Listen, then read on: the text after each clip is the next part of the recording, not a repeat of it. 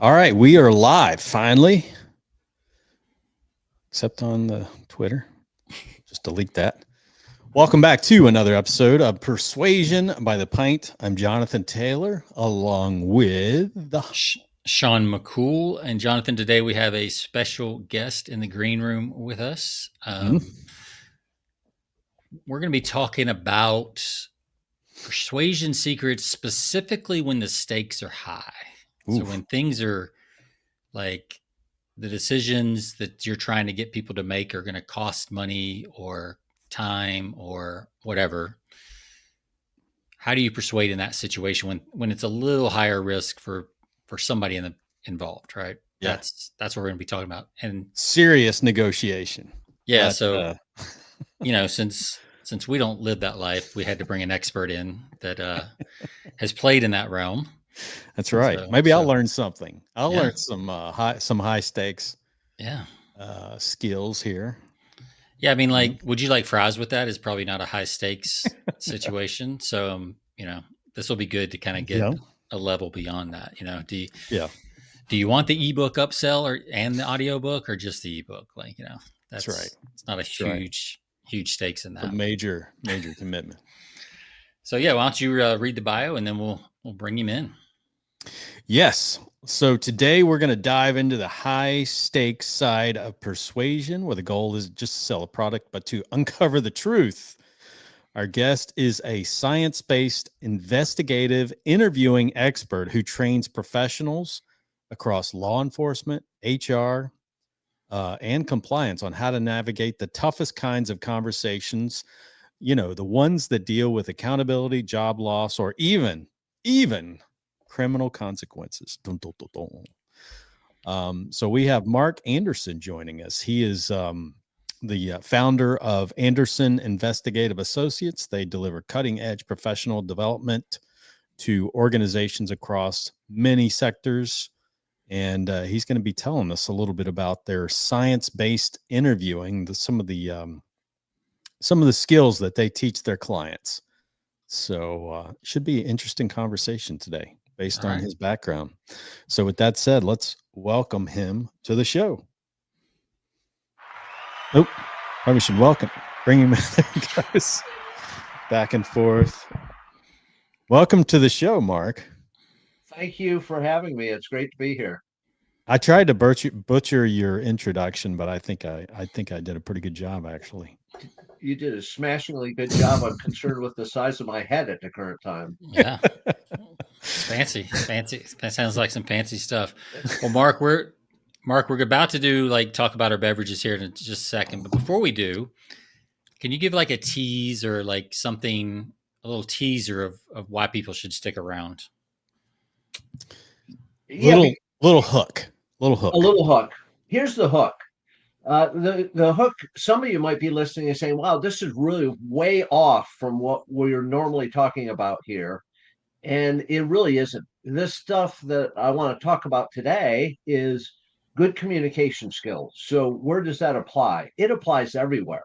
I tell my classes all the time, can I have a lot of government people in my classes? If you feel like you're giving enough money, enough of your time and effort to the government for your mere pittance of a salary, then don't listen for the government, listen for your family. Because this is going to help you relate to your children better. This is going to help you to relate to your significant other better. It's going to get you better deals at restaurants. It's going to help you buying a car. It's going to help you in all those difficult conversations, because it's about how do we communicate better. And frankly, we pretty much suck at it. So if you want to communicate better in any area of your life, i.e. getting together with a friend for a beer on a Friday afternoon and then starting a podcast, is probably a good conversation to stick around for. All right. I love it. I want, is that part of the, I noticed you're a very good listener. You and I had a chance to talk because Jonathan was off doing whatever he was doing. So you and I got a chance to talk, and I noticed you listen very well. So be careful what you say, Jonathan. Oh, Mark Sharp, he listens. Well, I was listening when you said get better deals at restaurants. So you caught my perked up right there. My ears perked up, and then possibly soothing over some things with the wife that may come in handy as well. So looking forward to it. Well, Mark, what do you have to drink on the podcast today? I'm boring as can be. It's still early for me, and I have to stay awake for a bit. So I'm having a cup of coffee, and I drink Trader Joe's coffee, and to me, it's the best coffee there is. So it's going Really? all day. And how old am I? I'm old enough that I make my coffee in a percolator. Oh, Oh, You wow. wow. two might be old enough to know what it is, No, Oh, I've but yeah. used a probably percolator. from have you? I To take a me, percolator when I go out like camping. That's my camping. go-to. Yeah. Yeah. That's the answer I get in most of my classes when I talk about that. Oh yeah, I remember my grandmother had that for camping. Well, I have one in my kitchen, and that's how I make it every day. So I think it makes the best coffee. So Yeah. that's what I'm doing. That's what I hear. Yeah. One of the old coffee brands that was the picture, the video that was running, right? Hmm. Was that Folgers or Maxwell, was Maxwell that? House? I One think of it was those two. Maxwell House. Do, do, do, do, Yeah, do. You know, they had that yep, little ditty. that was it. You Yeah. did Why that it was better than I would have. percolating. You could see it like percolating at the very I top. To did. the beat. Yeah. Yeah. Those are memorable See, little yeah, visuals. exactly. We still remember that 30 years from, I mean, that was Yeah. 30 years ago, probably.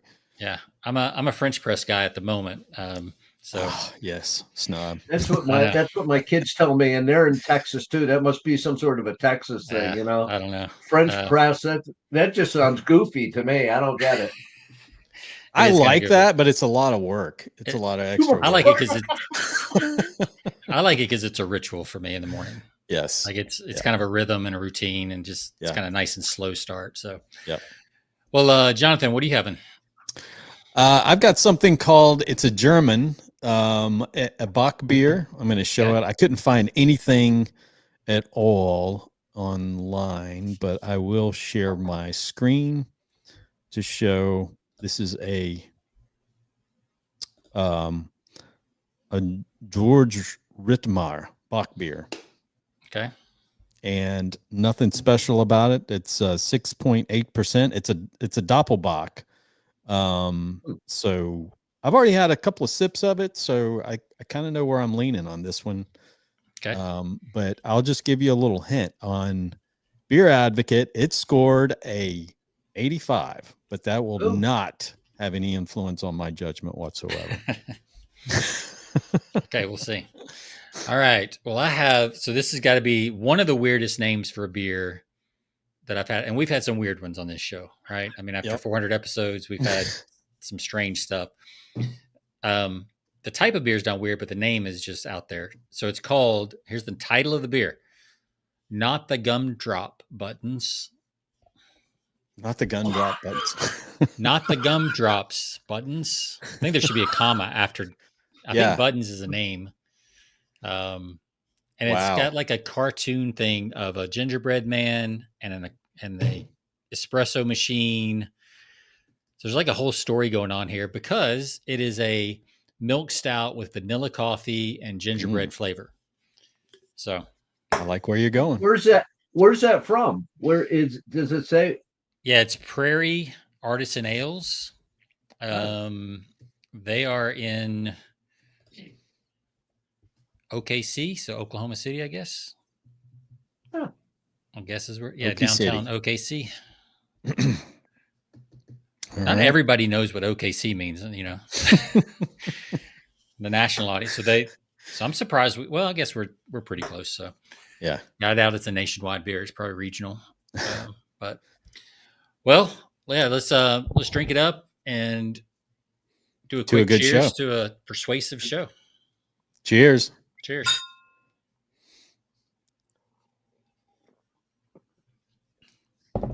Oh, by the way, mine is 9.5%. So pretty strong. So 9.5. Mark, we know that's your go-to coffee, but what we do on the show is we rate it on a scale of 1 to 5 pints, 5 being the best. Use decimal points, whatever you want. What do you give your Trader Joe's coffee? Well, I drive an hour and a half to get it, so Oh, wow. I have to like it. But Yeah. I buy like 12 of them when I go there, so I'll give it 4.5, leaving room for a better coffee somewhere in the future. I like that. I like that possibility. Yeah. Love that.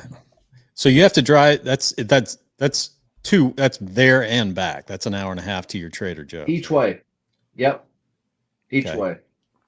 I That's do like. I mean, dedication. they do have some really good coffee. They had a bourbon roast I think it was more of a seasonal that I used to love back in the day. Love to get. It was so good. Yeah, I just got the Fearless Flyer a couple days ago, and they're Mhm. featuring some new coffee concentrate for that you can do cold brew or whatever with. Yeah. We might have to make a trip. They just opened a new Trader Joe's here locally, so lucky. So we're only about 20 minutes away, I guess. So yeah, we have a couple of them in Austin, isn't there a couple of them in Austin? Yeah, and this one's more outside of Austin, which is where we live. Okay. We're near Lakeway, which is out by Lake Travis. So I just put one in Bee Cave, Texas, which is 30 minutes outside of Austin, 20, 30 minutes, depending on traffic. Yep. Sometimes an hour. So, all right, Jonathan, what do you give it? Beer Advocate says 85. Jonathan Taylor says 82. No, let's see. I'm going to go. It's really good. It's a nice balance. It's got a little. It was a little more sweet than I expected. So I'm going to give this one a good. I'm going to give it a 4.89. Whoa, 4.89. wow. There's a triple. That's high. So if you multiply that by 20, right? Because there's 5, 20. I don't know what the Beer Advocate tops out at. I assume 100, but you're right up there you're in the upper 90s. I give it a better score. Yeah. Actually. So very good. Well, I'm going to give mine. You know how it is with these rich stouts. Sometimes it has to breathe a little bit, but it's pretty good out the can. I'm going to give it a 4.8. It's pretty good. It's solid. It's a solid one. I have to, with a name like, hold it up again. Not the gumdrop buttons. They're weird. What a name. Well, they both did better than the lemon lime Gatorade that Jonathan had last time. So yeah. I love that our guests are now researching us. That's awesome. That's right. It's happened the last few episodes. They're honing in. They're looking at all of our goofs and our and like, do we really? I wanted to understand you guys before I came on. There you go. A little research. I was scared. Well, we got enough episodes. We got four. This is our 411th episode, so you got plenty of content to work with. Yeah.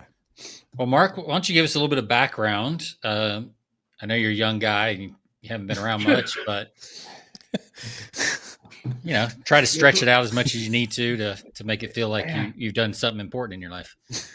Yeah, that's what I tell people in my classes all the time. I said my background tells you two things. Number one, I can't hold down a job, and number two, I'm old. So that's all they have to get out of it. That's perfect. So in the weirdity of it all, I actually have 2 degrees in chemistry. I'm a forensic chemist by training.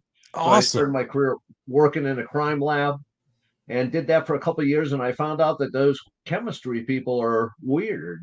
And I was a different sort of weird. So I used my science background to get in the FBI because at that point in time, the FBI lab was all agent personnel that could also serve on the street. So I got into the FBI, and then I spent my whole time in the FBI avoiding getting sent back to the crime lab because I knew those people would be weird. So I made myself valuable enough to stay on the street and work on the street. Did that for several years and then went to work in state government in New York State. As a deputy inspector general, did that for several years. The issue with that story is don't take political positions if you're not a political person. It doesn't work out real well. So I went back to the federal government, worked for the Nuclear Regulatory Commission, and then went over to the Department of Justice, and I ran an office for the Department of Justice, and then I went down for some retraining because we all need retraining at times, and went to the Federal Law Enforcement Training Center, which is in Glencoe, Georgia. We were talking about Georgia before the show here, and it got assigned to the Behavioral Science Division, doing research in the area of interview and interrogations, and started teaching down there, and kind of finished out my federal career. It's age mandated. It was a law enforcement position, and there's lots of people trying to get in, so they kick you out. So at that point in time, my wife said, well, what are you going to do? I said, I don't know what I'm going to do. And she said, why don't you keep doing this because you travel a bit, so I'm not home.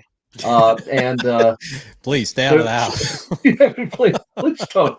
please don't hang out here. So she said, why don't you start this business? I said, okay. And she said, why don't I run it? Because then it'd be a woman's own business. So she ran the business and I worked for her. And that went on for about That's awesome. 10 years. I haven't seen a paycheck since 2014, but that's okay. I'm eating, so I'm not worried about it. And so I was doing the training. She ran the business. And so I've been doing this the last 10 years, traveling around the country and speaking, doing classes, keynotes, things like that in the arena of interviewing. Sounds like we should be talking to your wife on the persuasive negotiation. On the persuasive side of it, yeah, she would always say to me, don't pull that crap on me around here, Yeah. Hey, there's a reason Jesus had to leave his own town, right? Too well known. Too well known. Yep. Yeah. So, I got to say the forensic background, the forensic chemistry is really cool because I find myself still watching. I get glued to some of those old episodes of Forensic Files and the way they solve these murders through forensics and some of the chemistry involved, which is really cool. So you may have been on one of those episodes in the past in your early days. Who knows? Yeah, I got out of it pretty quick, man. I don't know.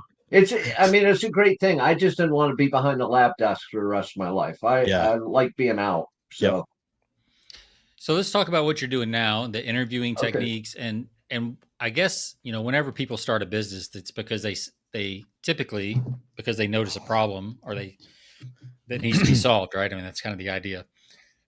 So let's start with what was the problem you were seeing, and then we can get into to the solutions and the techniques and the tactics. Because I'm sure you got some stories about how bad that was. Yeah, I think you're giving me a little more credit than I deserve, Sean. You know why I started doing it? Because I was having a blast what I was doing. And so when I left the government, I was like, how do I keep having a blast? So I'm going to do this. And now, related to that is the fact that I saw a lot of crap training when I was with the government on the way they do it.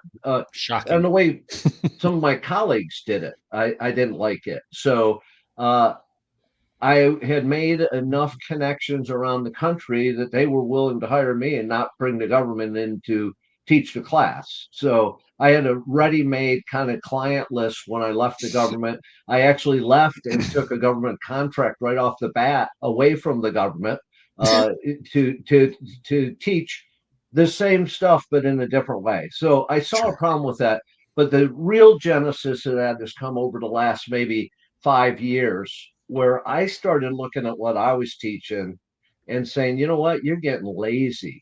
And you're contributing to the laziness and the sleaziness out there if you don't change the way you do things. So I went through. I kind of took myself off the market. Number one, my wife was ill, and I was taking care of her, and that gave me a lot of downtime here at home. So what I did was started researching stuff and saying, what's the support for any of this stuff? And we're talking stuff you see on TV all the time, that we look for all the time. The way people's eyes look, whether they're fidgeting in their chair, they're not making good eye contact, and we're deciding people are lying, and that's frequently just a lie that we're looking at that because it's not true. So what I did was reinvent myself on the science-based interviewing, which means everything I teach, there's been studies done and there's research and statistics to support it. A lot of this came out of 9/11, which is obviously a long time ago now, because I have people in my classes that weren't even alive then, which just baffles me. I realize how freaking old I am. And so a lot of this research side of it came out of that. But like with everything, it takes a long time to get assimilated into what's actually being done. And so I kind of 90% of my curriculum has changed in the last 3 years. Rewrote everything, and went back to people I've trained before and said, "Hey, look, these things that I trained you on, these need to get out, and here's what you need to replace it." I don't know. I'm not really a good businessman. I just do it because it's the right thing to do. So that's really where the issue is. So the issue now becomes, how do we get this stuff into the hands of the people that are doing this to make a difference so that we're doing interviews better. And with that comes this whole side, which is the odd connection here, is the importance of persuasion and all that, and the importance of mindset in how you deliver that stuff. And that comes down to communication in every format that we deal with. So I'm curious, how would you define communication kind of as you teach it? Well, the way I define interviewing all the time is it's a conversation with a purpose. So actually, if you think about communication, I would kind of go with the same thing. If you want it to be effective, you want to have a conversation.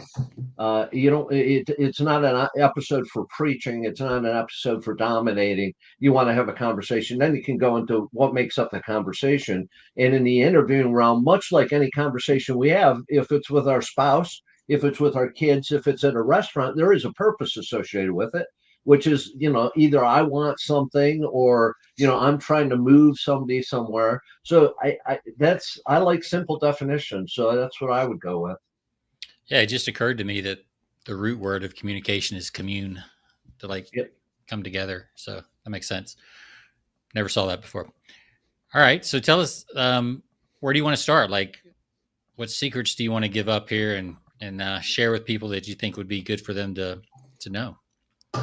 Well, I think some of the stuff I mentioned that episode I listened to, I love to saying about humor and how humor plays into this. And I get nailed all the time for that because I don't know how many interviews I've been in with subjects and cases, and we just sat there and laughed. And laughter is so important. I would say the first step before that in the business that we're talking about, and for leadership and all the rest, is establishing trust. If you want to persuade, number one, you have to establish trust. Trust builds respect. Respect allows you to persuade. And in order to build that trust and earn the right to persuade, you have to listen. So when you said something about listening, Sean, I appreciate that. I work at it all the time. It's not easy for me. It's not easy for any of us. We want to run. I know it's kind of oxymoronic here because I'm running my mouth while I'm saying this, but we want to run our mouth and we don't want to use these. I mean, I can still hear my dad saying to me, "You got two of these and one of those for a reason. Yeah. You use it." I've heard that. I hear it every freaking day in my mind. Yeah. So I think we have to listen, and I don't mean listen in order to decide what we're saying next. We need to listen in order to understand. What are the types of things you listen for in a typical conversation or interview? Yeah. Number one is to figure out who the person is. I mean, we make us because we our biases and the stuff that affect us every day, and you can't get rid of biases. I think you can recognize them. That's why my classes now, the first 2 hours, we talk about mindset. How did you enter the room? Because how you entered the room is going to affect what you gain out of the conversation. And this goes for business leaders and salespeople, across the board. Is we have to enter the room with the right mindset, and part of that right mindset is to listen to understand the person. Yeah. I said this last week, and I think it hits pretty good. The person across from you isn't a problem to solve; they're a story to understand.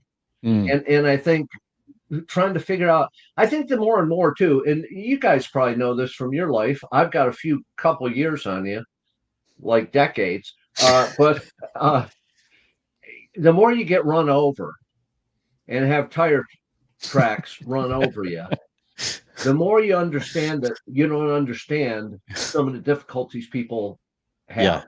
Yeah. Life has a way of broadening perspective. I mean, not for everybody, obviously, but if you're at least somewhat aware and compassionate, you're gonna just the time of being on the planet just does that. It gives you that perspective, I guess. Yeah.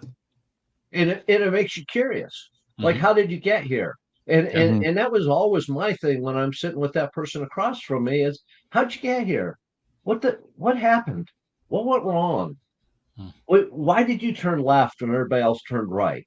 And the more I glean that information, and when you're gleaning that information, actually listening, because I'm sure you got those relatives that you share stuff with, and they turn around and you don't even know if they heard you. And you keep inviting them back for Thanksgiving dinner, and they keep letting you down every time. But Yeah. here they are again. We got those people in our lives. I don't want to be that person anymore. So if we invest ourselves to really understand how you got here, it makes the process of how do we now look to get beyond here much more palatable.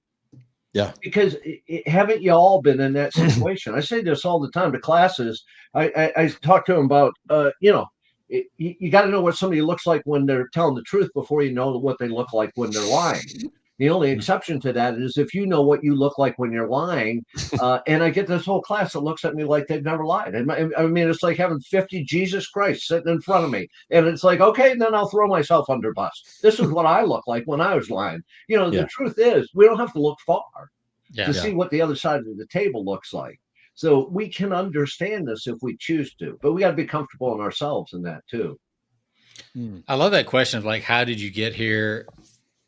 And it occurs. It seems to me that there's a lot of people that would have never considered that question the way you're asking it. It's not logistics or anything like that. It's like there's a lot more to it than that. And I think that gives people an opportunity, and you tell me if I'm wrong, but it feels like that really opens up an opportunity for people to just kind of even notice themselves and maybe in a different way. I think it absolutely does. But here's the thing with that too, though. I can teach this stuff all day long, and people can go into these interactions and do it, but not be doing it from anywhere other than an intellectual space, and it doesn't work. You got it somewhere, and this is where the mindset comes in, because the mind can convince the heart to be involved in these things.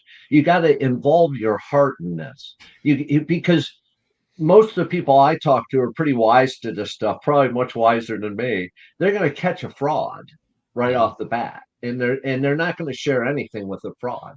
So if you can do it in a way where it's strategic and it's empathetic, you can get people to open up to you. And maybe it's sharing something from your own life. Maybe it's sharing a shared experience. Find that commonality that allows you them to respect you, and you to have that discussion. But Sean, I believe you're absolutely right. I think when you come at it that way and you come at it with sincerity, it allows them to tell you what they don't want to tell you because they're embarrassed. They are not comfortable in the situation, and now you've given them the freedom to just put it on the table. Yeah. So what are some I'm just curious, what are some nonverbals that you look for? We talked about you mentioned earlier that a lot of the stuff that people have been putting out for years is just probably not accurate. So you kind of went back, and I'm just curious. A lot of you referenced twitching, if somebody's lying or something like that, is that are some of those telltale signs still, are they still true today, or are there other nonverbal cues that you look for in a conversation to see if somebody's being completely upfront with you? Great question, Jonathan. I don't do my interviews with my eyes closed because it's going to help me out a whole lot. But I want to change what I'm looking for. Most of the nonverbals that you hear about, see on TV, what has been taught in the past, there's absolutely no empirical evidence to support any of it.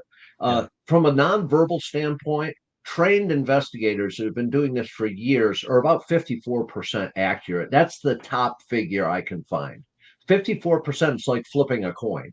Yeah. So if you're making a decision about somebody's veracity based on nonverbals, you're just flipping a coin on it. And here's the gig. A lot of that stuff with the nonverbals has not a thing to do with deception. It has to do with stress. So I do want to pay attention to it because I want to see what I'm doing. I could be raising stress because I look like their sister's ex-husband. I don't know. I have to identify what's causing that stress, but I want to pay attention to what is invoking stress in this person? Is it something I said? Is it something I did?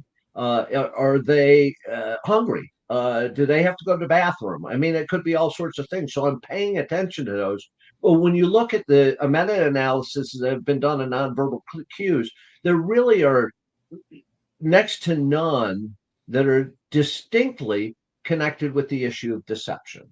Most of them are connected much more with stress. So, what I spend more of my time is, and this is where listening becomes so important, is we can be about 85% accurate in detecting deception via verbal indicators. What are they saying?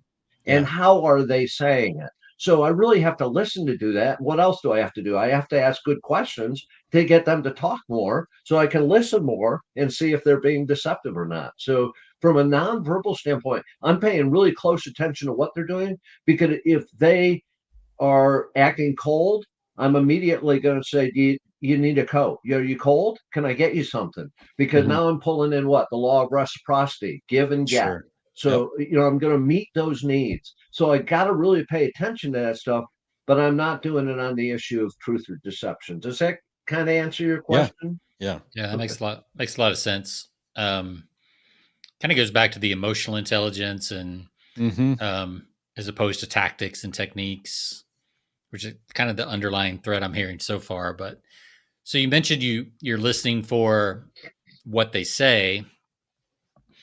Are there triggers? Is it vary by person? Are there some categories that you've kind of been able to narrow down?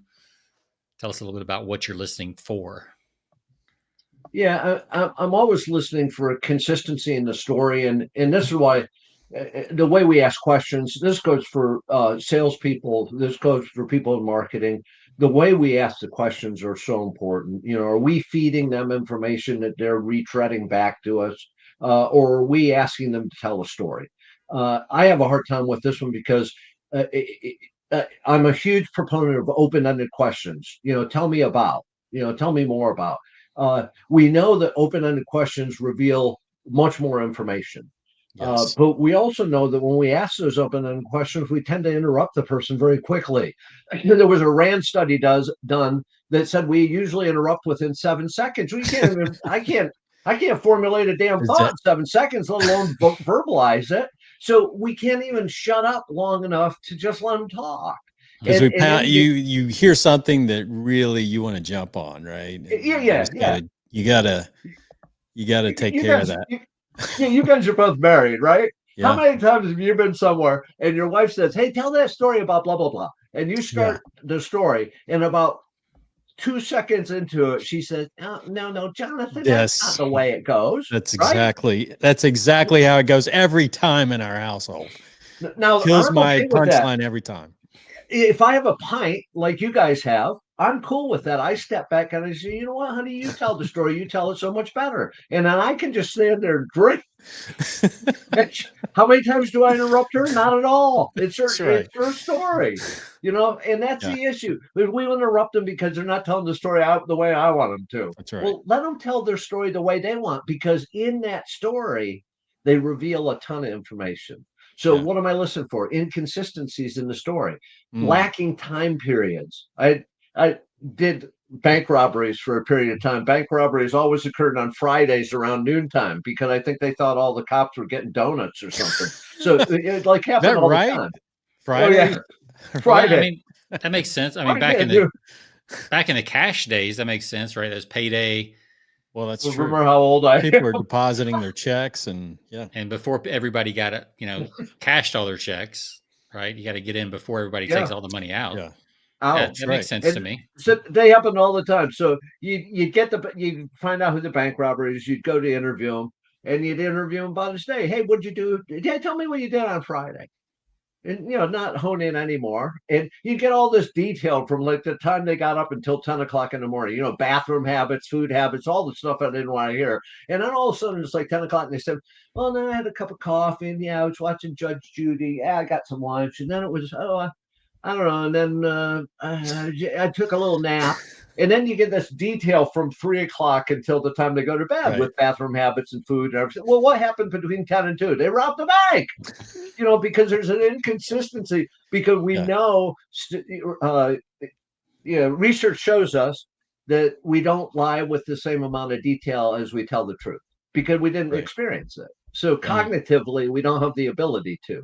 So I'm listening for those inconsistencies. And in that 10 to 2 period, I'm going to see more pauses and wandering, because they're having to make it up. So they're constructing it while they go, and we see a response latency. So those are the type of things that I want to listen to while they tell the story. And if there's part of the story the first time they tell it that seems a little wishy-washy, then probably later in the interview, I'm going to say, tell me again around noontime what you were doing. Yeah, it's going to change. Yeah. For sure. Because, and anybody knows this, if we're honest, and I just look in the mirror, when I've lied, it's very difficult to keep track of that lie for a long period of time.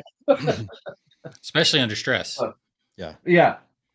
Which I want to create some of that stress in the room. By going back to things, not taking it out of a conversational mode, not getting into an argument or anything else. That's not going to help anything, but by asking for more details. That on its own is going to create what we call cognitive load, which creates pressure on them, which then they're have to make more mistakes. Yeah. So if Jonathan wanted to question his college sons about what they might be doing on campus over the weekend, he could ask about their weekend, and then just listen for the detail versus the gaps. Yeah, absolutely. Yes. And stop asking stupid questions. Like I teach this every class. I had a son that was like 14, 15 when I was teaching this stuff. And the number of people that ask their kids if they have, do you have any homework tonight? It's the dumbest question on the face of the earth, because those little children are conditioned to say no. So the joke, I was picking my son up at school, and he'd get in the car and start laughing as soon as he got in the car, because it was every day, it was a different way I asked that. How many subjects do you have homework in? From the easiest to hardest, what assignments do you have? What teacher gave you the most assignments? Tell me the names of the teachers that gave you assignments tonight. All of those are forcing him to construct a negative. Now, why did I do that? Because I'm mean? No, because it was freaking entertaining. It was entertaining to sit there and watch him try to make this stuff up. Yeah, you were having fun with that. I know. It's called payback. For the things he did to me, and there's got to be a little payback here. Yeah. So so Jonathan could absolutely reach out to his sons and say, "Hey, so tell me about," and I let him talk and listen for those gaps, listen for those inconsistencies. Yep. How does that apply to? So you said you do a lot of work with like HR now, and you have these interviewing for like job candidates and stuff, I assume. Yeah. Like high stakes positions in a company, or because I know the cost to turn, I don't know what it is now, but I know from the past, like ridiculous. Turnover is really expensive. Yeah. Big time. Yeah. So how do you apply some of this stuff? Somebody didn't commit a crime. No. But they might have fudged the resume a little bit. I mean, what are you looking for when you train? Like, what are you training people to look for, or what do your clients want to be looking for? However you want to tackle that. Yeah, the first thing I want to talk to my clients about is, do you have any standards? I mean, so many organizations now, if you walk in and your heart's beating, they hire you. And then they wonder why 6 months down the road, the person quits or steals from them. Well, what did you do to make sure this person isn't going to do this to you? What do we have now? I think it's 72% of resumes have factual misstatements, false statements in them. That's terrible, terrible. So the question first becomes to the company, what's your, what do you hope to obtain here? What are we doing, and why are we doing this? Because if you're going to take everybody in, don't waste money on having me come in and train your people. So I want to establish that first. Then beyond that, I want to understand what that standard is, and then I'll help them ask the questions to try to uncover whether that person coming before them is being honorable in the way that they're proposing to do this and what they're saying and everything else. So, are you going to be upset if the person has used marijuana? Are you going to be upset if the person has misdemeanor arrests? Are these things disqualifying? And then how are we going to ask questions to get at that information? And again, a lot of it is, how do you ask the questions? if you ask your employees, have you ever been arrested? It's like asking them, do you have any homework? It's just not. So what do you ask the question instead? How many times have you been arrested? That's an assumptive question. If the person hasn't been arrested, they're not going to give you a number because they want to make you feel good. Well, I don't know, I guess 5. They're going to say, no, I've never been arrested. I've now forced them not to give me a yes, no answer. I don't want any yes, no answers for anything because it really doesn't tell me anything. So that goes for relationship with spouses. It goes for kids. It goes for employees. If you're asking yes, no, and questions of your employees, you're not really gaining any information. They're most likely going to give you the answer that they believe you want to hear. So you want to ask a narrative question and have them give you a narrative response. Yeah, because I mean, people aren't interviewing for jobs for fun, right? They're trying to, pay the bills and get a better life for themselves in whatever way that might look like, at that time. So yeah, they're fighting for that and trying to sell themselves. So they should be. Yeah. Have you read the recent articles of the number of people that are in that 20, 30 age group that bring their mom or their dad to a job interview with them? Oh wow. I was just talking to somebody the other day that happened with a police officer. What are you going to do? You're going to arm mom and have her come with you when you go out on the road? I mean, at some point, pull up your pants and, do the job or, go get another job. I mean, daycare or something. I just don't get it. That's a bad profession for that. I mean, my thought is like, get bigger cars, minivans. They got to have minivans. I mean, my thought there is like, what parent is saying yes to that? Like, absolutely. That's a whole nother issue to me. Yeah, that's on the parents to me for sure. Because that's how they got to there, right? Yeah, that's how they got to that place in the first place because the parents didn't stop that. Yeah. I mean, I couldn't imagine. The first thing I thought of when I heard that was, let's see how that would look if I went to my dad and asked him to do that. Oh, gosh. He would have beat my butt first. Absolutely. And then encourage the employer to do the same thing. I mean, it's just like, are you kidding me? Hey, don't hire this loser. There's my advice. Say, hey, that's my input. My son's an idiot. While you were standing there asking the question, probably. You'd be like, give me that number. We'll make sure this doesn't happen. Yeah, I can see that. What else do we need to know, Mark, about the secrets of persuasion when the stakes are high? Maybe move into like high stakes, like negotiation, because that's whether it's in negotiating, with a, FBI negotiation, or you're in a big, a major deal, you're one-on-one with another company and you're trying to make a deal go through. And how do you stay calm and persuasive when because a lot of these deals, I've been in this because I've been in manufacturing sales for many years, and sometimes emotions get a little high in certain situations, especially when you have a lot of people involved and some egos that are involved, and sometimes things can go sideways pretty easily. So how do you remain calm and persuasive when the emotional temperature in the room kind of spikes at times, I guess is my question. I think, again, we're back on that issue of mindset. You have to make a predetermination before you get in that room that you're not going there.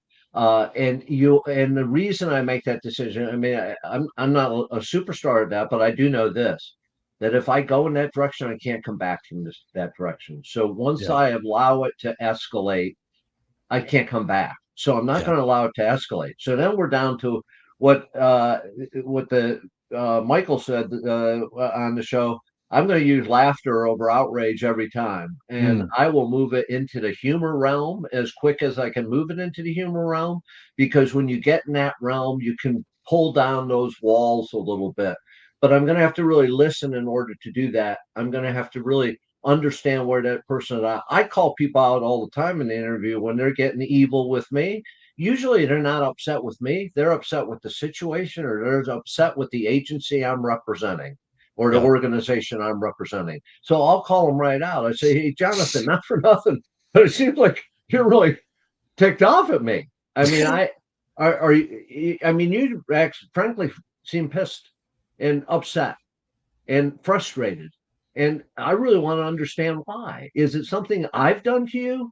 When I shift that onus to you, you now have to account for why you're acting the way you're acting. And it's amazing how many times people back down in that situation because they don't have a good reason for it. It has nothing to do with you. I ask people to deal with me one on one. Don't associate me with my agency or with anything else. I came here to see you today, and I thought you and I could resolve this. So when I bring it down to that level, that personal level, and I'm engaging at that level, that causes people. Now, none of this stuff works all the time. I know that, but it works a lot of the time because because people, that's a good point, because people, if they see that they're talking to you representing a company, then that's one thing. But if you make it about just one-on-one, you with that person, it's not about anybody else. It's just us two, right? Yep. Having a conversation. It's completely different. Take it right out of that arena. And I'm always, everything I do in those interactions is about you. Yeah. Now, it may in fact benefit me, but as I deliver it to you, it's about you. What's going to make this better for you? How are we going to resolve this for you? How do we get a decision made here today that's going to be okay with you? But in that process, obviously, I'm going to have my hand in it to make a difference and try to move it in one direction or the other. Yeah. And the other thing I just did to you with the you're frustrated, you're pissed and stuff like that. That's something that's called affect labeling or emotional labeling. I think the technical term is affect labeling. It has an incredible effect. I think it was Sean. I think it was you talking about this on that episode with the comedian about the segments of the brain that operate at certain times, and that doing that affect labeling moves it out of the I believe it's the amygdala, which is our feeling based center, and moves it back into the cognitive realm. If you do that affect labeling, this is a great one to use at home. If you do that and you do it with honesty and integrity, the person can't remain mad. It's about a 90-second flip when that goes on, that they move out of the feeling realm because they've been heard, and they move back into the thinking realm in order to move that discussion forward. So I affect labeled you and then asked you to identify why you were upset with me. So I've calmed the emotions down and then given you a chance to cognitively tell me why you have an issue. And now we can start moving forward because we've taken that off the table. Yeah, that's good. That's really good. I think I saw both of you yawning, but that's okay. No, okay. That's no, good. I was actually thinking about like a scenario that you've encountered. Yeah. He's making notes. So we did in the teaser, you mentioned restaurants, and Jonathan picked, it's Friday night, How do I get the special? Dinners are not getting cheaper when you go out to eat. So that's right. This is some really good. Let's bring it down to practical everyday life. Yeah. I love the restaurant ones. I have a lot of fun in restaurants, as you can imagine. I tell this all the time in class. They say, why do you keep doing it? Number one, I'm an introvert. So, and I tell classes, and they say, you can't be, you're up here. I said, look, it's mission focus and it's mindset. If you focus your mind on why you're doing this and you understand the value of it, you can do it. It's not a big deal. Yeah. But I'm not a big extrovert like that. But I love going into restaurants and hanging out in restaurants. We go into restaurants, we say, is the meatloaf good? How many restaurants are you going to go into where they say, no, it really sucks, don't get it? They're going to say, yeah, it's good. So we have to find different ways to ask the question. There was one. I went to a gastro pub down in Norfolk, Virginia, or in that area. And I sat there, I looked at her. She said, what are you going to have? And I'd done some rapport. It's important to do rapport, build a little trust, ask her a little bit about who she is. We don't invest in people, especially in service industries. And so I'd done all that stuff. So she asked what I wanted. I said, well, I was thinking of having this. And she went, So what do you mean? What's I wouldn't get that. The telltale sign. Well, the second one on my list was this. And she goes, oh, wow. Like, shit. I said, what would you get if you were here? She said, I'll tell you what I'd get. I'd get those bourbon glazed pork chops because they are awesome. And I think you'd really enjoy them if that would be something you'd like. And I Mhm. like a pork chop every once in a while. And I thought, you know what? I'm taking her up on this because I want to see how good they were. It was the best pork chop I've ever had in my life. Wow. So, number one, by engaging with a little bit of rapport and creating a little bit of relationship, you're going to get more honesty because you built that trust. But ask the question: if you were eating here tonight, what would you get? What are most people ordering tonight? What's the chef special tonight? What's what's like fresh tonight that just came in? We can ask all those questions and they'll answer them. And they're all narrative answers. So, in that narrative answer, is she pausing? Is she kind of like looking to get out of this conversation, or is she engaged with me? And we can get good deals. I do it I pick up coffee at Starbucks for my daughter all the time when she's working. I don't get anything there. I actually walk in with my show's coffee, but I go and I ordered a drink. But before I ordered the drink, I'd say, hey, how are you guys doing today? I got in a discussion one day. I said, I was watching your drive-through, and those are some of the ugliest people on the face of the earth that pull up to that drive-through. They have the most like just painful aggression. They're coming for coffee. They should be happy. What is wrong with people nowadays? And I said, I'm sorry you guys have to experience that. She pours the chai latte for my daughter, and I said, well, what do she said, just take it. See ya. I mean, just gives it to you. And I didn't have a conversation. She said, no, but it was actually fun and just take the coffee. And it Yeah. happens all the time.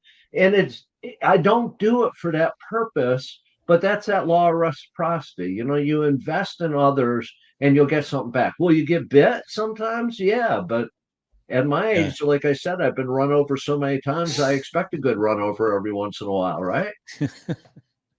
I think what I'm hearing, Mark, is the common thread I'm hearing, and tell me if you agree, is people are just dying to feel heard. Yep. And if you can make them feel heard and actually hear them, not just make them feel heard, but actually hear them, then it's so rare that whatever they're going to offer is just going to come out, because they feel like they're in a, I don't love the term because it's, but it's a safe space. Right. Yep. It in is. the best, Yeah. in the best way, Right. not a fake Trust, safe space. trust and respect Yeah. is prevalent in that environment. You're absolutely right. I don't like safe space either, but that trust and respect is like they're bathed in a way they haven't been. And you're the least, in my case, in jailhouse interviews and sending people to prison, that's the last place they expected it. And to Yeah. me, the greatest compliment in the world is when they said, I've never been treated like this before. Yeah. And it's like, well, you should be. I mean, we're occupying this planet together. I don't have to agree with what you did, but Right. my job is not that of judge. My job is that of getting the truth. And that's all I'm there for. So why am I playing like I'm the advocate? We play like we're the advocate because we're insecure in our own selves. And I Are think you? that's the problem, Jonathan, with some of the leaders you're talking about. Yeah. Are you familiar with Chris Voss? We've talked about him on Yes, the I show. am. Yeah. Yep. Yeah. Yeah, he's really good.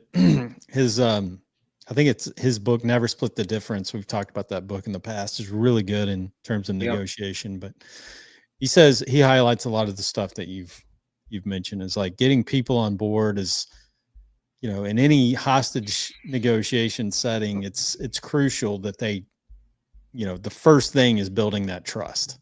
And it goes back to, like you said, it's like people who have never listened to them in the past.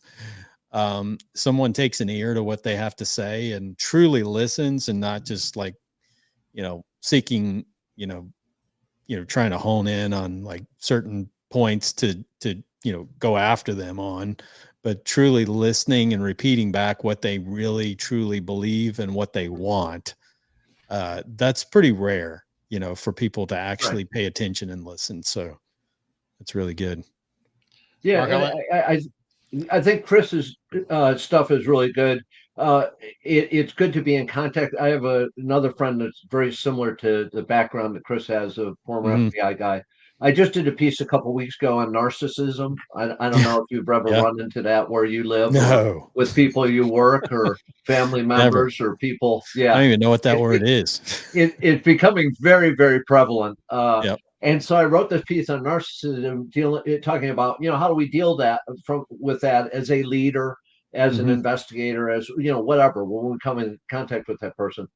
And he immediately, I mean, within 24 hours, he sent me a message and said, okay, you're not addressing the whole picture. I said, what are you talking about? She said, what if the person asking the questions is the narcissist? And I was Mm, like, geez, I didn't address that at all.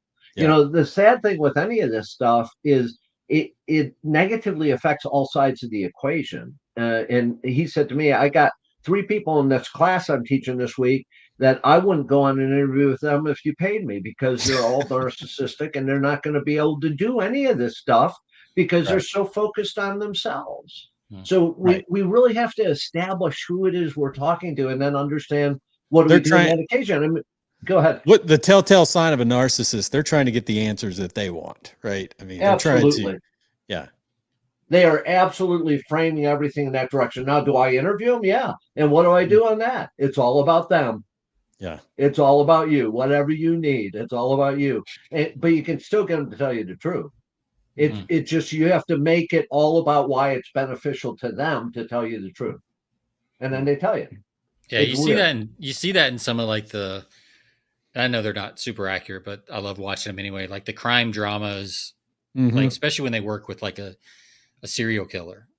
That Yeah, element always comes in where it's like that person wants to be known that they're really good at, whatever, Yeah. or their methodology, their attention to detail, like, and that's usually how they try to end up cracking them. I don't know, like, again, I don't know how realistic that is, but it seems right just from a it it is absolutely psychology. realistic because we all like to be the expert. Hmm. Yeah. So even in like a contract fraud case, in a case where I'm going in to try to talk to somebody and learn something, if you make them an expert, they'll talk all day long. Yeah. It's So kind of I like the classic scene from A Few Good Men where he gets Colonel Jessup yeah to finally spill Oh the yeah. beans. It's like It's a yeah great because example. I mean, and they said He it the night wants it. before in the prep. I think he wants to He say it. wants to say it. Yeah. yeah Yeah, Exactly. yeah. yeah, and I think I think it's good He to thinks remember it's that. cowardly to not. Yeah, So Yes, so you're playing off of that yeah. mentality. Yep. yeah. So Yeah. again, knowing who you're talking to is a big thing. Yeah. Well, Mark, last question I've got. You mentioned the one kind of opening line, like "How do we get here?" What other opening lines do you find yourself kind of using over and over again? Like maybe 2 or 3 like opening questions if it's a new conversation, whether it's at the restaurant, whether it's at in an interrogation room. Like, what do you find yourself using over and over again, if anything? I think some of it comes on kind of we're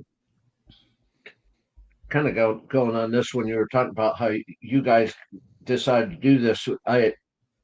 I bring up the stuff that my parents told me you never talk to anybody about. You don't talk about politics, you don't talk about religion, you don't talk about family income. All that stuff was like off the table. So Mm-hmm. I'm going to go places that most people don't go. And I want them to look at me first, like, where's he coming from? But in the process of doing that, I'm going to share something about me that most people wouldn't share.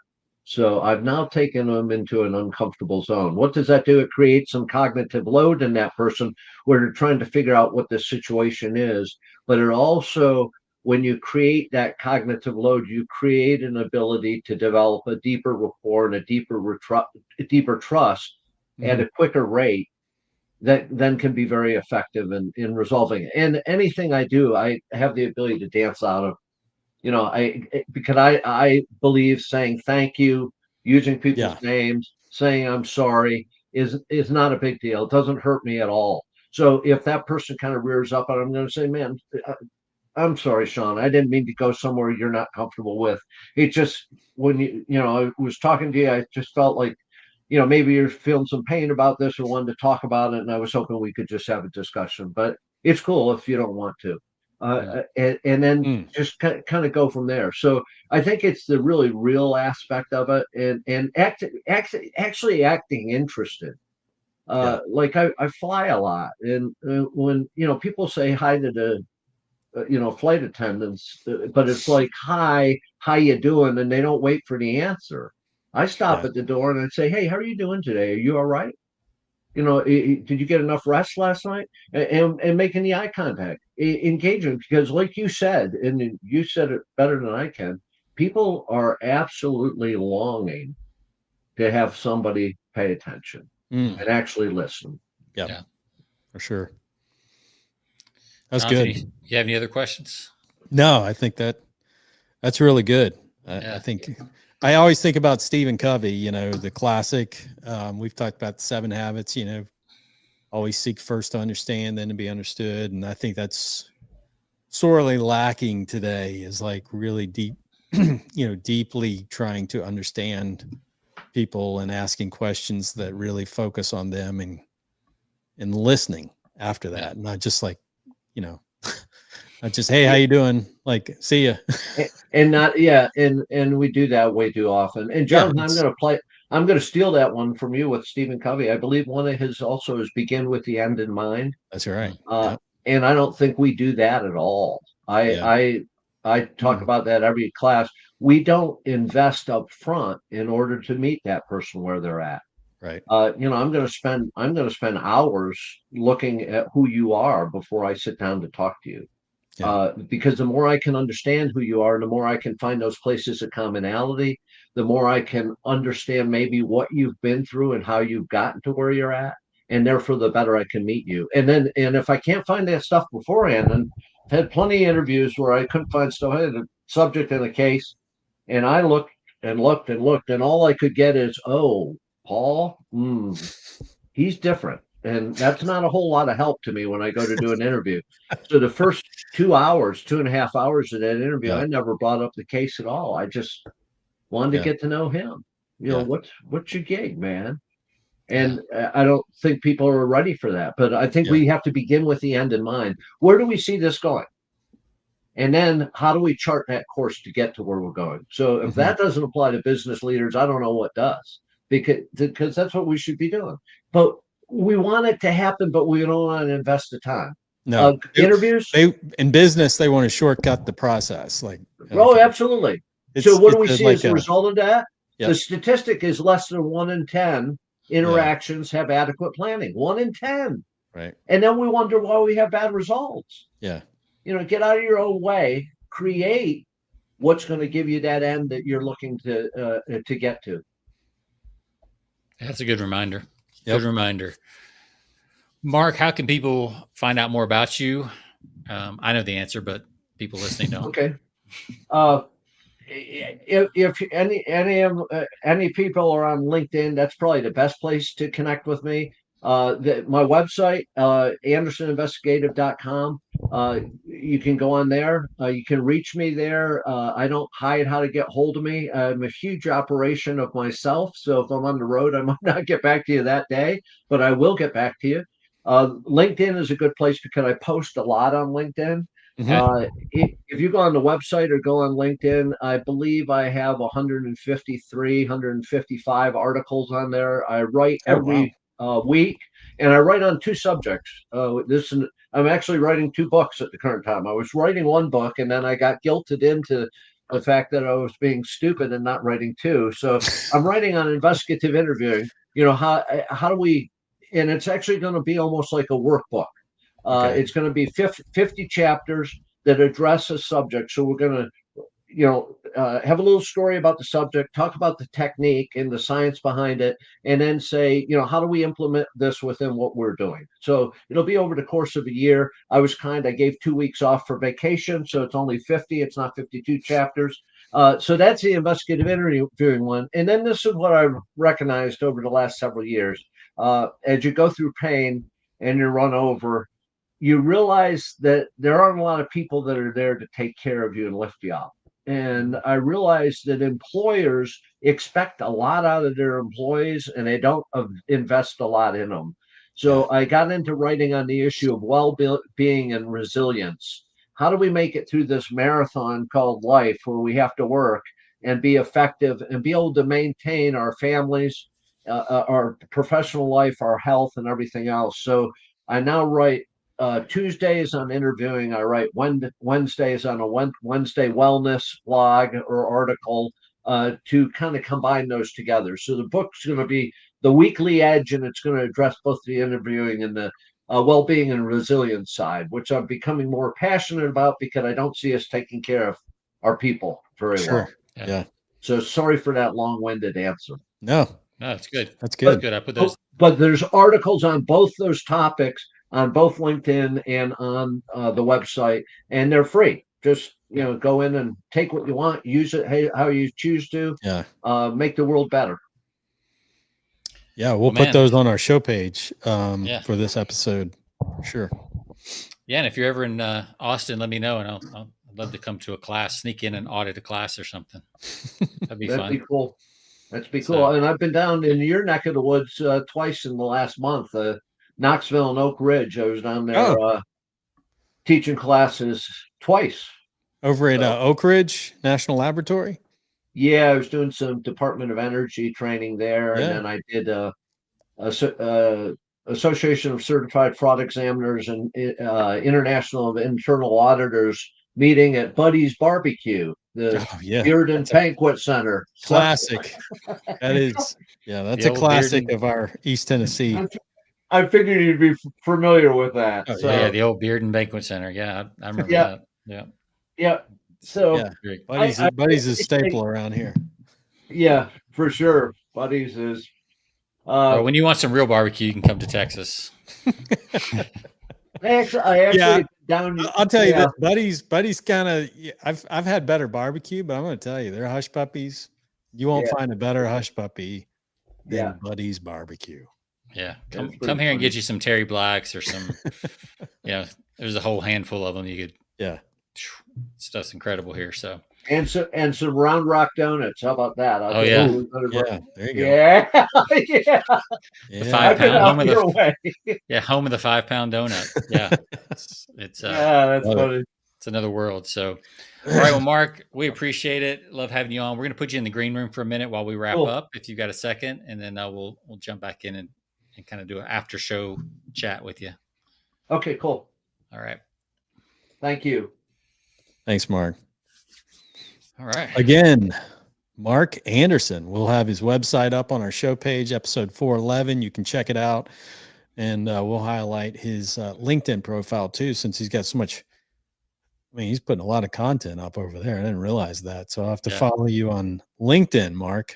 But we'll put all of that stuff on episode 411. You can check it out. Again, persuasionbythepint.com. You can find us on all your favorite platforms. Sean, it's been fun.